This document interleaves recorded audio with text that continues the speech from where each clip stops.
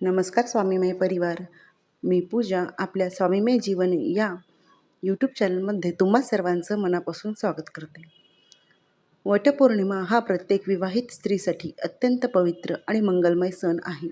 या दिवशी माता सावित्रीने आपल्या पती सत्यवानाला यमराजांकडून परत मिळवले अशी पौराणिक कथा सांगितली जाते. म्हणूनच या दिवशी वडाच्या वृक्षाची पूजा करून पतीच्या दीर्घायुष्याची, कुटुंबाच्या सुखसमृद्धीची आणि अखंड सौभाग्याची प्रार्थना केली जाते. परंतु अनेकदा भक्तिभाव असला तरी नकळत काही चुका घडतात. या चुका केल्यामुळे पूजेचे पुण्य कमी होते, असे अनेक धार्मिक ग्रंथामध्ये सांगितले जाते. आजच्या या व्हिडिओमध्ये आपण जाणून घेणार आहोत वटपौर्णिमेच्या पूजेत टाळावयाच्या महत्त्वाच्या चुका. त्याचप्रमाणे वटपौर्णिमेची योग्य पूजा कशी करावी, कोणत्या गोष्टींची काळजी घ्यावी आणि शेवटी एक प्रभावी प्रार्थना. म्हणून हा व्हिडिओ शेवटपर्यंत नक्की पहा.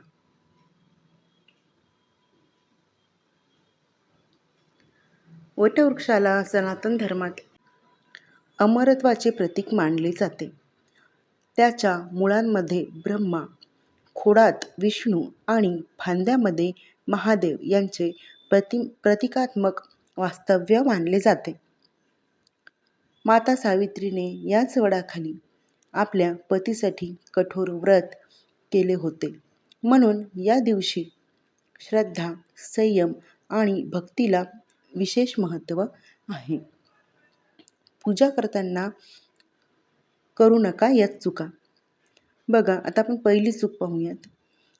घाईघाईत पूजा करणे. पूजा ही मनापासून आणि शांतपणे करावी. फक्त औपचारिकता म्हणून पूजा करू नये. चूक दुसरी, वडाच्या झाडाला इजा करणे. फांद्या तोडणे, खोडावर खिळे मारणे किंवा झाडाला नुकसान करणे टाळावे.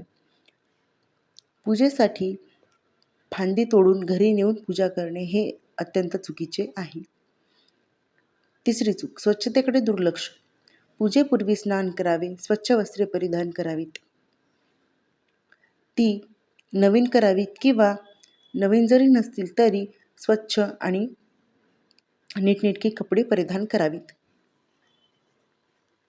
चूक चौथी, पूजा साहित्य अपूर्ण ठेवणे.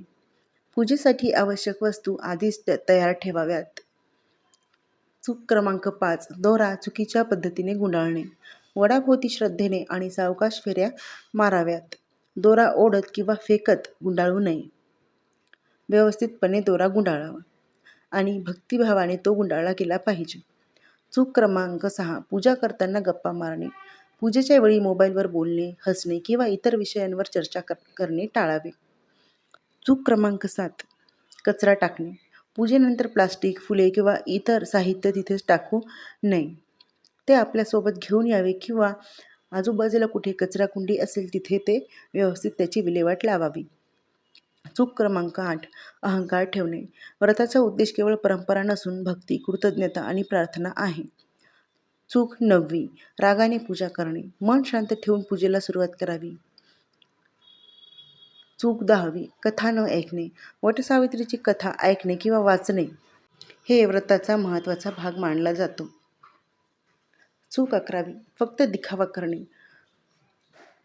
आजकाल सोशल मीडियासाठी फोटो काढण्यापेक्षा भक्तिभावाने पूजा करणे अधिक महत्त्वाचे आहे. आजकाल सोशल मीडियावर फोटो काढणे हे खूप ट्रेंडिंग झाले आहे. चूक 12वी, देवाचे आभार न मानणे. पूजेच्या शेवटी ईश्वराचे मनापासून आभार मानावे. योग्य पूजा कशी करावी ते आता आपण पाहूयात. सकाळी लवकर उठून स्नान करावे. स्वच्छ व पारंपरिक वस्त्रे परिधान करावीत. गणपती बाप्पाची स्थापना करून घ्यावी. वडाच्या झाडाखाली तुम्हाला गणपती बाप्पाची अगोदर स्थापना करून घ्यावी. थोडे तांदूळ ठेवून त्यावर सुपारी ठेवावी. तांदूळावर थोडे हळदी, कुंकू आणि अक्षता टाकावी. त्यानंतर सुपारी ठेवावी व तिलाच गणपती बाप्पा समजून तिची अगोदर पूजा करून घ्यावी. आता या दिवशी खूप जास्त वडाच्या झाडाजवळ गर्दी असते. जर तुम्हाला जमत असेल तर झाडाखाली करा किंवा गर्दी असल्यास तुम्ही तुमच्या घरात देखील अगोदर गणपती बाप्पाचे स्मरण करून त्यांची पूजा करून मग वडाला जाऊ शकता.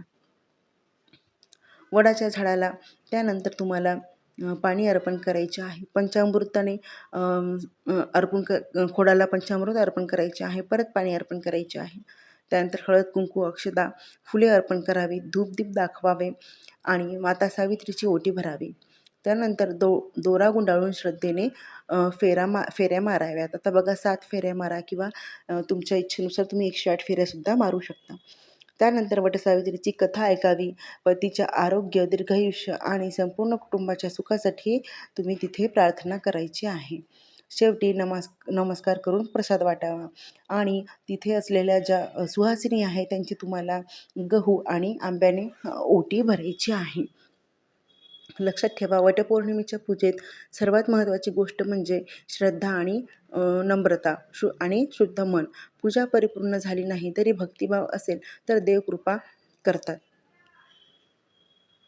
जर हा व्हिडिओ तुम्हाला उपयुक्त वाटला असेल तर लाईक करा, आपल्या मैत्रिणींना आणि कुटुंबियांना शेअर करा आणि चॅनलवर जर तुम्ही नवीन असाल तर अशाच आध्यात्मिक माहितींसाठी स्वामीमय जीवन या चॅनलला सबस्क्राईब करा.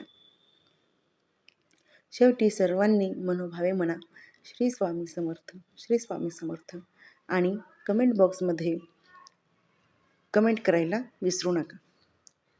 धन्यवाद.